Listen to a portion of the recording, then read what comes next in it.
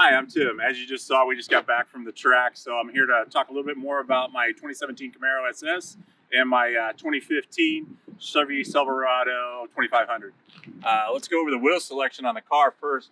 Front is a 17.5 Vitesse. The rear is a 1510 Vitesse beadlock. I chose these wheels because very few are running them right now. Really good looking wheel, a lot of detail to them both. I like the solid black and the polish on the spokes and stuff like that. It's a good contrast, helps bring it out with the car. You guys want to take a listen to it? Hang on one second.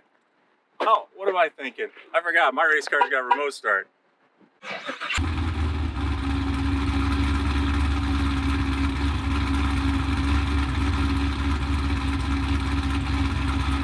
a quick peek inside.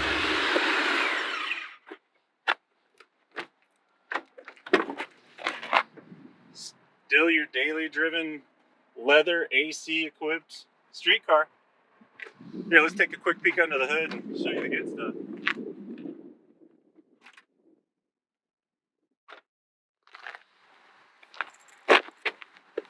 It's just a little 416 CI Pro Charger F1A 94 combo.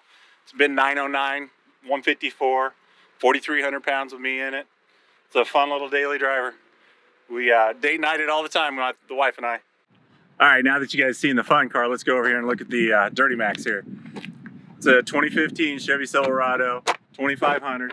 It's running around on Scorch, 20x10s front and back. I really like these wheels. They clean up nice.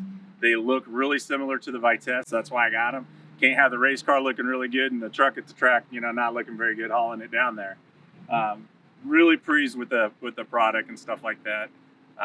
You know, everybody knows WELD for the track, and they know how well they perform over the last 30 some odd years, 40 years, however long it's been. Why not have them on the truck too?